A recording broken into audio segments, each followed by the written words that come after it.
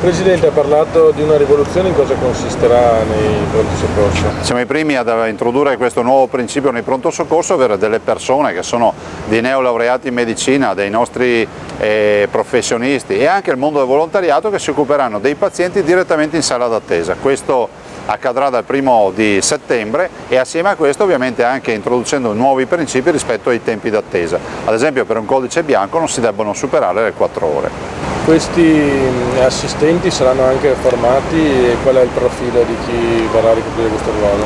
Abbiamo già formato 380 professionisti della sanità e stiamo formando 60 neolaureati in medicina e avviamo la formazione dei volontari, il che vorrà dire che saranno persone che, vedendo anche il profilo dei corsi che stiamo facendo, che si occuperanno ovviamente dei rapporti personali con i pazienti presenti in sala, con i loro accompagnatori, cercheranno di seguire le singole posizioni e cercheranno di agevolare l'attesa e anche dando ovviamente costantemente risposte.